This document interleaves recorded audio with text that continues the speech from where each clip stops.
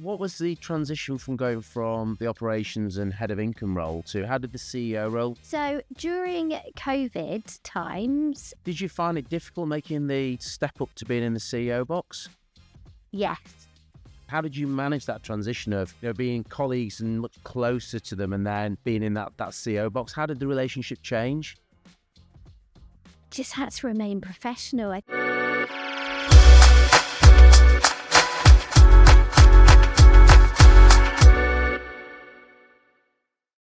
Welcome to episode 2 of The Life of a Business Leader. I'm delighted today to be joined by Stephanie Gibaut, who is the CEO of Macmillan Jersey. Steph, welcome. Thank you. Thank you so much for agreeing to come on today. Thank you for asking me. Steph has been CEO there for 2 years now, so I wanted to do an intriguing title for this episode, which is From Head of Operations and Income to CEO in 2 years.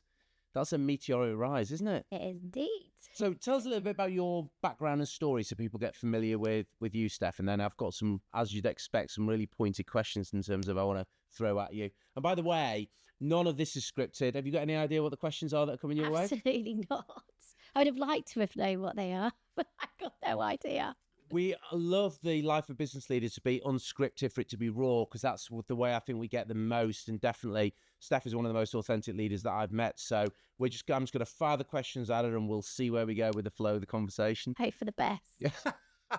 So do you want to give a little bit in terms of background and context to your kind of backstory? Sure. So I guess I came from an operational background, really. So I'm originally from Jersey, moved to the UK, studied psychology at university. And then I took a year out where, like lots of students, the plan was to always go back and do a master's. But I got sucked into a career working for a global children's franchise. And I was head of operations there and then progressed into doing programming there too. And then, like many, when I became pregnant, decided that I needed my parents' support to help me with childcare. So came back to Jersey and I actually opened a franchise in Jersey myself as well as part of the company that I worked for. And then decided that I needed a new challenge. So working with children all day and having your own child's quite different, actually. And the company I worked for was in America, so we had a bit of a time difference too. So I kept my franchise, but saw an opportunity at Macmillan Jersey. They were looking for an operations manager. So jumped at the chance. And yeah, I've been there nearly 6 years now. Well, amazing. And what was the transition from going from the operations and head of income role to how did the CEO role come about? So during COVID times, which is a bit of a distant memory now, I was heading up income and ops together. And during that time, all of our team did a lot of training and development, actually, because I guess we had a bit more time on our hands in terms of being able to progress. And there wasn't as much going out and fundraising, I guess, because nobody was doing it. So it was from that point that I decided that I would like to progress in the company. I think before that, whilst I'm quite an ambitious person, naturally, I think, I hadn't seen it as an opportunity. And I say that because the role that the CEO held at the time at Macmillan Jersey was a medical professional. So for me, coming from a non-medical background, that didn't seem like an option, but I was quite wrong, actually. Interesting. So did they advertise the role or did you just naturally move into it? So our CEO at the time had decided to step down from that role. She did stay with the company, so she's still with us now, and she's now in a clinical role for the charity. So she provides clinical advice to me to support me in my role. And she was stepping down. So the opportunity became available on an interim basis because she was stepping down quite quickly. So I was offered the opportunity to put myself forward, which I did, and was successful, which is great. And then 9 months later, I was then interviewed for the permanent position, which I got, and I guess the rest is history, really. And was that a big step up? How did you find the transition going from head of operations and income to actually being the CEO? Because I guess a lot of the colleagues, whilst you held a senior role, I guess a lot of the colleagues you work with really closely, did you find it difficult making the step up to being in the CEO box? Yes. Absolutely. That sounds like a... I don't think I anticipated how challenging the step up would be, because I knew everybody in the team. So I thought to myself, it'll be, really quite easy to transition. It was quite the opposite, really. Not because of the team at all, more so because of my change in relationship with them. Okay, yeah. I think was one of the aspects. And suddenly all the responsibility fell with me. Before, it was just about the money side of things. And now it was everything. So it was a massive transition. And do you feel the kind of that weight of expectation, did that kind of sit heavily on your shoulders? How did you manage that transition of, being colleagues and much closer to them and then being in that CEO box? How did the relationship change? Just had to remain professional. I think whenever there were situations where in the past I may have approached it in a colleague way, it became very much, okay, now we can't accept that kind of relationship, I suppose. I think for them it was probably really challenging as well, and perhaps something I probably still don't know about how challenging they found it. But certainly in terms of the responsibility, it became a lot bigger. Yeah. And I don't think I anticipated what that meant really going forward. And where did you, because going into the CEO box, there's multiple hats and there's so many different facets to the role. How did you decide where to start? I decided that I would ask them.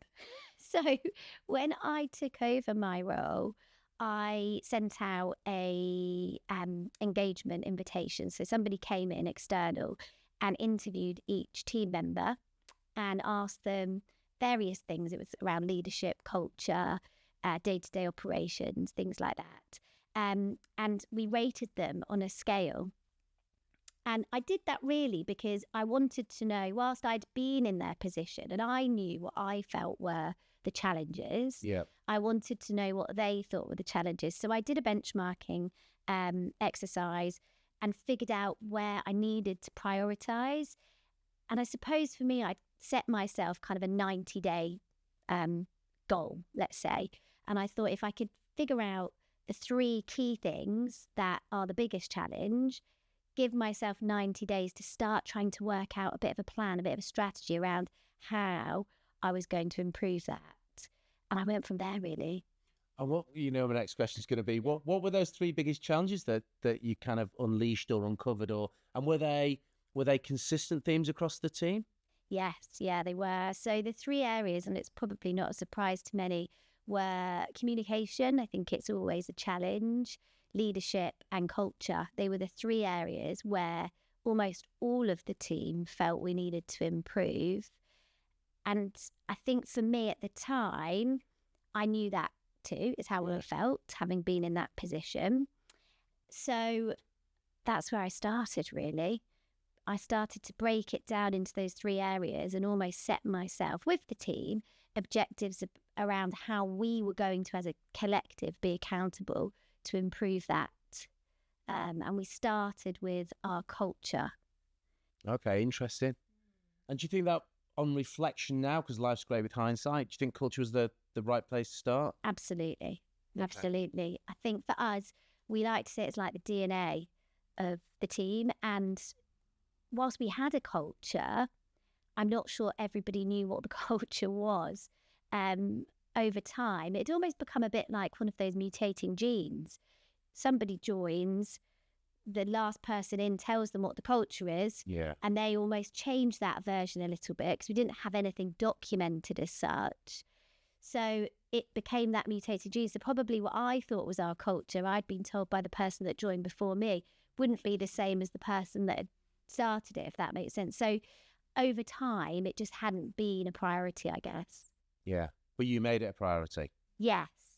I felt that it was a good starting point for me, and particularly in the transitional role, because at that point, I needed to make my mark really. And that was where I thought would be a good place to start. And I felt that that would then lead into the other areas of leadership and communication. So how did you do that? Was that you created the culture and told the team what it was? Was it a collaborative approach? How did that work in reality? Collaborative, absolutely, all the way. For me, it was about working together to create it. And I'm a true believer in, you can't tell somebody how to behave. You can't tell somebody what to believe.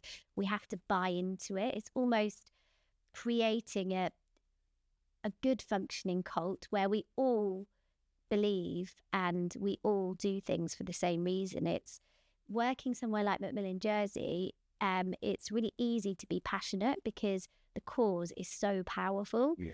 And every single member of the team that I work with has been affected by cancer in some way or another, whether it's them or their family, their friends. So that part's really easy. So we all have that common passion in the respect of what we're doing. So for me, it was about, okay, so that's the passion. That's where we all want, that's what we want to do. We want to do something good for the community, for those affected by cancer. So how do we do it? But we have to work together to figure that out. And we started there. So we worked around what are our values? What's our vision? We had a vision. Our vision was really strong and it remains the same. It's just a much shorter version. And what's our purpose? Why do we exist? And then creating behaviours off the back of our values was really fundamental. I'm going to fast track because the output of that is you now have your culture book, don't you, where all this is captured. And it is a living, breathing blueprint, Bible, culture book, or whatever terminology you want to put on it. Question, because that was great doing that collaboratively with the team. You have a board and you have trustees and so forth. How did that play out in terms of being able to kind of, as I would say, manage up the line in terms of the board and trustees? What involvement did they have in that? So when I first took over my interim role, we were kind of mid-strategic cycle. So we'd already, the vision and it was the mission at the time, and the values had been created with the board originally. So what we did was we created a strategy away day, but it wasn't to create the strategy. It was almost like a review of what we'd done. And at that away day, I kind of brought the board in on the journey with us. So it came from bottom up, really, in terms of that living, breathing, what do we do every day? Because it is the operational team that have to live those values. So I took that to that away day and got the board to feed into that. So we hadn't finalised our culture booklet at that point. I took what we as a team were proposing as our vision, as our purpose, as our values, and got the board to feed into that, which they did. And then we had our final product, which was our culture book. Amazing. And then you have volunteers as well, don't you, that work with Macmillan Jersey, and then you've got stakeholder groups and a lot of corporate sponsors and so forth. Do you use the booklet outside of the core team as well? Are you finding benefit of it in those environments as well? Absolutely. We take our culture booklet everywhere with us, actually. So for us, in terms of, I'm just thinking about stakeholder partnerships. So if we're looking for, a sponsor for an event or somebody that can work with us to support the charity, we want them to buy into our culture as much as we do, because for us, it's a partnership. It's not just raising money for the charity. We want people to know why they're raising money for the charity and trust that the service we deliver is exactly what it says on the tin. And that starts with the people that are delivering that service. So we take it everywhere. When we do recruitment drives, anyone that comes forward, volunteers or paid staff, will receive the culture booklet. Whether it's electronically or the hard copy, whatever that looks like. But we absolutely want people to buy into us as much as we buy into them. I'm going to take you on a slightly different pathway now, because when you came to speak at Leading Growth a few weeks ago, you made some interesting comments. And one of them links into my next question, which is about how did you make the step up? And I remember you talking at Leading Growth around Kevin was moving into the role that you'd done. And it got to the point where he kind of sat you down. How do you make the step up? Because when you're CEO, there's obviously a lot more that you're taking on. but there could be a danger of defaulting to comfort zone, which is to do the doing. So how did you find that transition? Was that easy or was that hard? I had to learn the hard way. Love it. I'm really guilty of this. Actually, Kev, who is one of my colleagues, he stepped into my role of head of operations, and I'd done the job description for him. We'd sat down, we chatted it through. We're quite similar in how we work, so that was all great. And probably 3 months into my interim role, I could still feel myself gravitating back to doing some of the operations, but I thought, oh, it's fine, I'm really helping him out.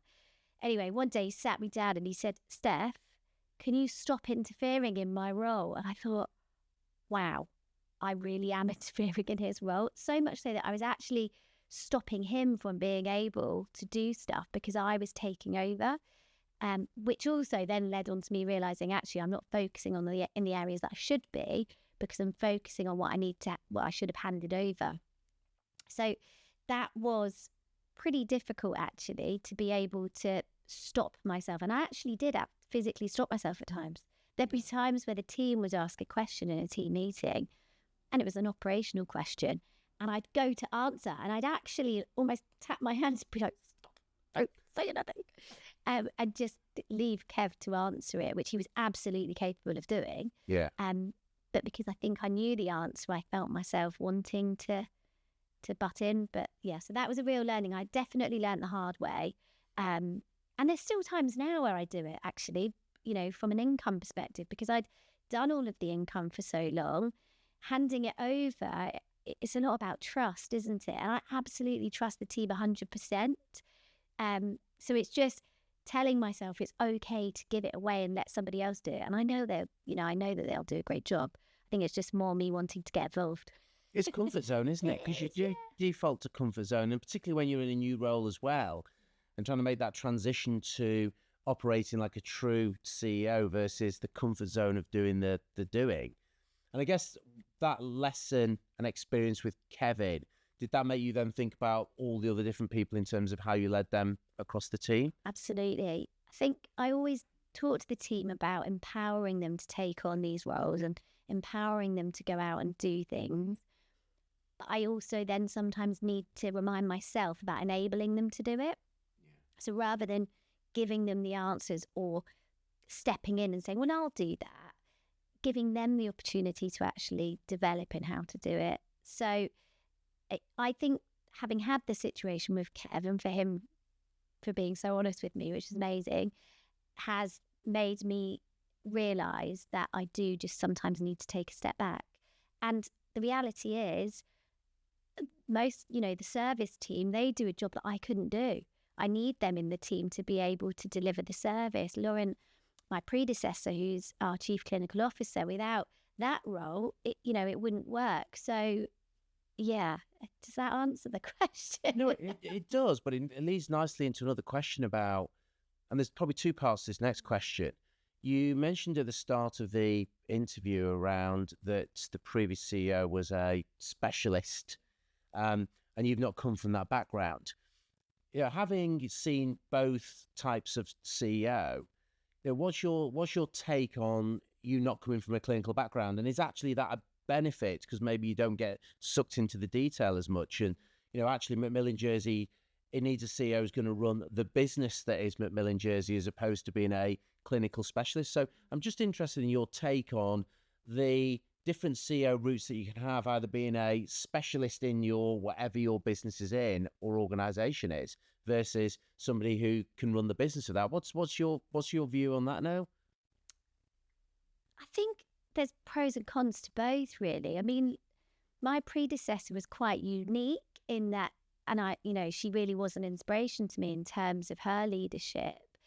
I think somebody that comes from a medical or clinical background will always gravitate to the patients because, of course, that's why they got into that career, because it's all about the patient themselves. So I think in terms of it, and it also depends on the size of the organisation. I think we're on a growth trajectory at the moment. So to have somebody that can purely focus on what we would call, I suppose, the business, whilst we don't always like to refer to a charity as a business, ultimately it is.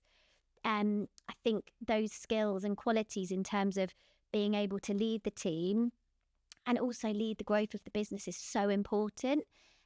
So for me, it works because I can have a team that is able to look after the cause. They're able to lead the development and the growth in terms of our service delivery.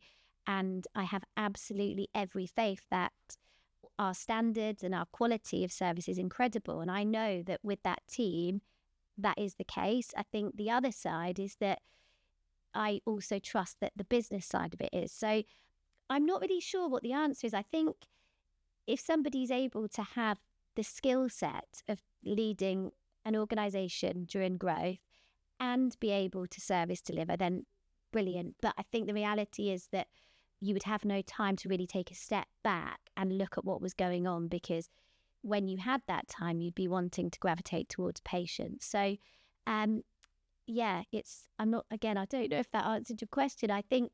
Well, for you, it's worked well in terms of not having that deep level of clinical expertise. Because how long are you into the permanent CEO role now? How long have you been in that seat? A year and a half. Oh, you're putting me on the spot there. I can't remember. So being 18 months into the journey now, knowing what you know, and life's great with hindsight, isn't it? What do you think are the top 3 things that should and are consuming your focus as a CEO? Sustainable income, number 1, in terms of empowering and enabling the team to make sure that we have a sustainable income, because we don't have government funding or funding from the UK. Being out and meeting stakeholders is fundamental, and I don't do it enough, actually. I need to do it more. So this is a message to myself. Love it. It's always great when you get asked these questions, because it does kind of... Because actually I need to do that more, because that's so important to us. We need to have the support of the community, and particularly from a funding perspective. And the third one is the team, is about the leadership of the team, and myself, actually, because it starts with you, doesn't it? You've got to lead yourself before you can lead others. So, yes, I'd say that's probably the top 3. Great 3 things. So sustainable income. Yeah. Absolutely. Leadership of the team and the culture. And the third one you talked about was external stakeholder and really being almost the face of Macmillan Jersey. Yeah.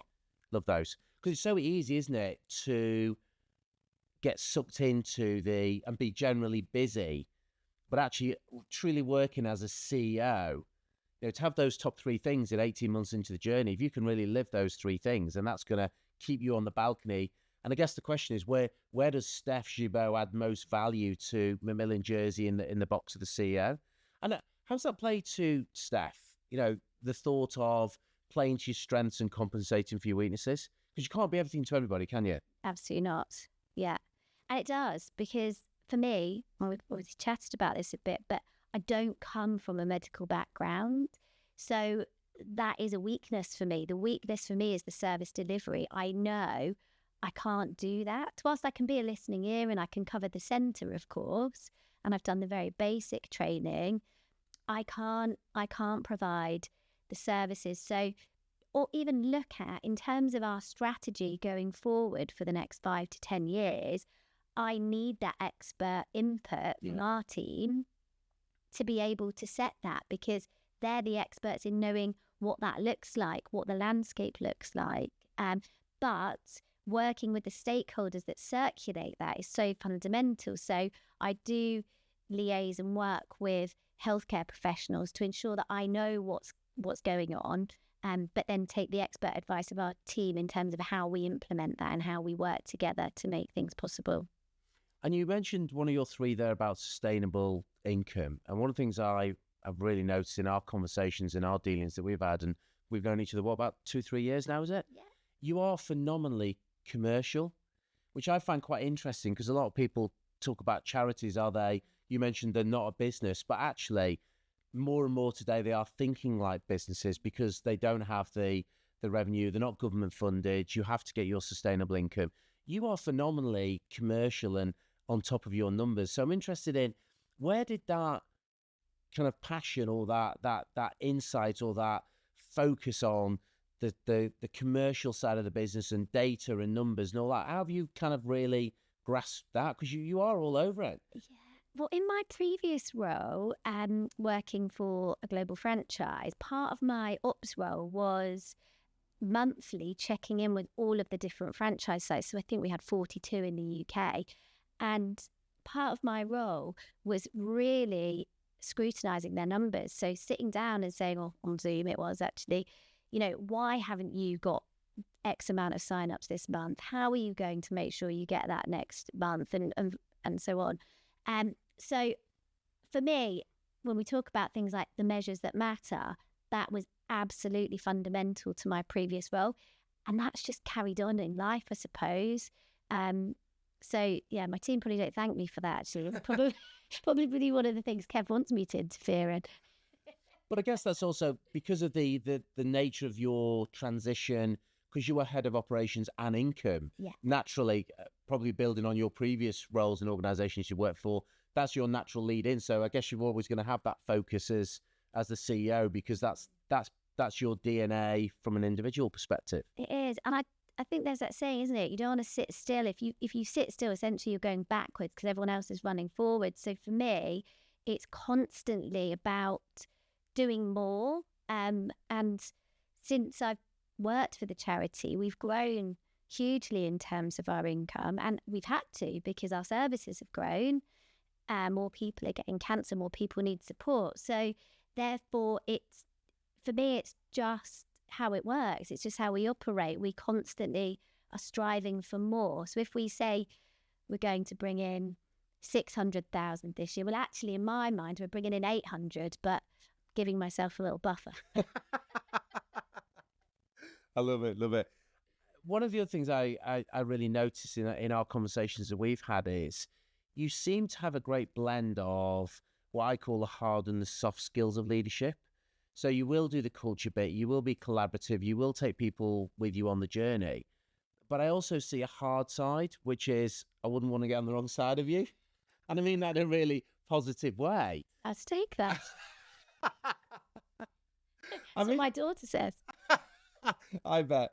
But how have you managed to blend? And I know we've had lots of conversations in terms of accelerating into challenging or difficult conversations. So I'm really intrigued just to play with this for a few minutes, because you do seem to have that blend of you can be arm around the shoulder with team members almost, but then you can be kind of really on it from a developmental and performance perspective as well. How have you managed to kind of get the balance right between those? And do you think you've got the balance? I think there's still a way to go. But for me, I think I'm just really transparent, and I don't like surprises, full stop, in general life. Christmas for me is like awful. I have to know what I'm getting or what I'm opening before, because otherwise I just cannot deal with it.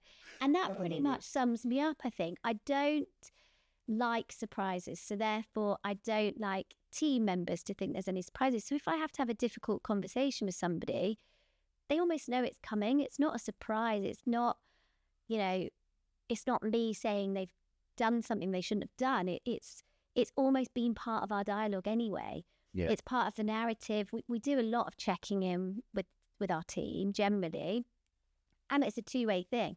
So, often team members will tell me, actually, I think you should have done something this way. It's not me telling them that a certain way. It's kind of a joint effort.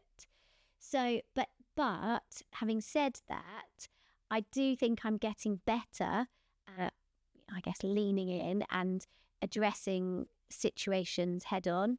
I'm starting to learn a little bit more about using my head over my heart. And I think working for an organisation like Macmillan Jersey, often you will just always default to your heart because it's so emotional and what we do is so emotional. But we've created almost as part of our culture at Macmillan Jersey that at times where we have to think with our head, ultimately we're doing it because it's for the betterment of the charity and the outcome will be better overall. So whilst it might be difficult at this point in time, in the long run it's going to be for the best. And I guess that's where I sit in terms of that head and heart, hard and soft skills. That's a really, it's a really intuitive, because that's definitely something I've seen you grow at, and you've definitely leaned in a lot more to those conversations. So it's really insightful in terms of your take on that and where you go with it. I want to go down a slightly different track because you haven't said it yet, but I know when you came to speak at Leading Growth, you did mention that great expression, the imposter syndrome. And when you transitioned from the head of operations and the income role into CEO, that you did feel like there was some of that imposter. So I just want to play with that a little bit because I know for a lot of listeners that will chime and resonate, because I think at some point in our lives, we all have an element of the imposter syndrome. How did that play out for you, and how did you overcome that? I think I've still got it. I don't think I've overcome it. I don't think I'll ever overcome it, actually. I think, and when I reflect on my previous life as well, I definitely had it then, and I don't think I realised at the time. It's only since I've stepped into this role that I've realised what it actually is. So what is it? How would you? So I guess it's being in a role that you don't feel at times is meant for you. Does that make sense? Yeah. And particularly in this role, that initially came down to the fact that I wasn't from a medical background. Okay. And I guess you sometimes compare it to what you know. So for us as an organisation, we only ever had one CEO, and she was amazing. So I think for me, I thought, oh, I'm never going to be able to bring that because I'm not from a medical or clinical background. I don't have the knowledge. Over time... Go on, because I think you're going where I wanted to go with it. So over time, I realised that actually I can't be the expert of everything. It's just not possible. It's not humanly possible to be that person. So whilst in some situations I may have a bit of that imposter syndrome, in other situations I don't. I think that will go on forever. And I also was conscious that I'm probably a younger CEO than other CEOs. So when I go to different events, I guess, and I'm not saying I'm super young, probably look older than I am, maybe. I'm not. This is not an area of the conversation that I'm going to when it comes to ages. So when I first came into this role, I'd often go to events where there was lots of other CEOs and almost feel, because I was quite a lot younger, or I appeared to be quite a bit younger, that I felt a bit out of my comfort zone because they had so many more years of experience. But what I've come to realise is I can learn from that. So I can learn from those opportunities and those experiences, I guess. If you're good enough, you're old enough would be my response to that. And you are good enough, Steph. So that's why you're the CEO and you're in the role. So there's a picture building here. So the imposter syndrome. So it was, you didn't come from a clinical background. There was a question mark over, you were a younger CEO than the charity had before. And when you compared yourself to other benchmarks, you were younger. Any other things that the imposter syndrome consumed you on? I think generally in life it does. For me, it's about being able to relate to things. So when I was reflecting on my previous role, my previous job, I worked for a children's franchise and I was giving advice on how we best develop children under the age of 5. And I would often go to these conferences and talk at them and think, I'm talking to people that have children. I don't have a child. And again, I would feel that imposter syndrome because I felt that actually I'm telling them something, but they can relate to it. So I think, for me, it's about the situations that you're in, but I think I'll have it forever. I think it's just built into me that I don't ever think I'll be in a position where I'm fully comfortable. And I think that's good, actually, because I'm not complacent. So I constantly want to try and I constantly want to drive myself forward to try and be the best version of me that I can be for the team and for the organisation. So I'm quite comfortable with having imposter syndrome at the moment. So, but you've just gone where I was going to be my question, that actually, from what you just said in that last few seconds, is imposter syndrome a negative or is it actually a positive?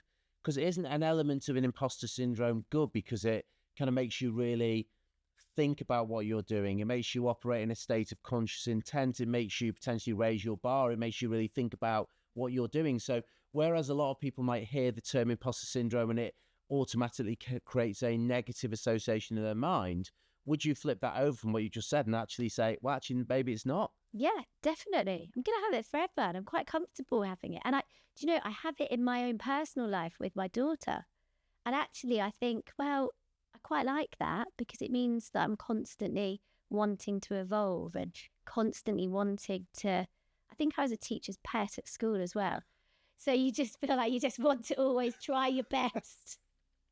But I think as parents, positive. I think you just touched on one thing there as well, though. I think being a parent is one of the hardest things. Yeah. I can go running businesses, set up businesses, sell businesses, do all the stuff, speak at conferences, 2,500 people. I think one of the hardest things and most joyful things is being a parent. And I'm gripped by the imposter syndrome when I think about being a parent all the time, because it's really challenging. It's one of the hardest roles I think we have. 100%. Because it's not 1 + 1 = 2. There's so many different factors to it, and you're dealing with a human being, and it's the unknown. You're constantly living in a world of not knowing what's going to happen next. There's not like a manual. It's not like, at work where you go on a course and you learn something. When you have a baby, it's like you don't get given this manual and it's one size fits all. Like, get on with it. It's like, oh, terrified. What do I do now? we could carry on talking for ages, but I'm conscious. I've got a couple of other questions just to bring us to. How do you go on from you're a parent, you're a wife, you're a CEO of a business. How do you cope with spinning so many plates and all of the things that you do? How do you manage to do that? How effective is your self-management, or they call it time management? I call it self-management of time. How do you juggle all the plates? I just really love it, because all three of those areas I absolutely love.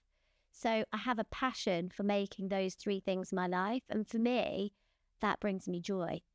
I obviously do other things out of those three areas, but I'm doing things that for me, I can see tangible differences being made. So that brings me so much joy, all three areas. Love it.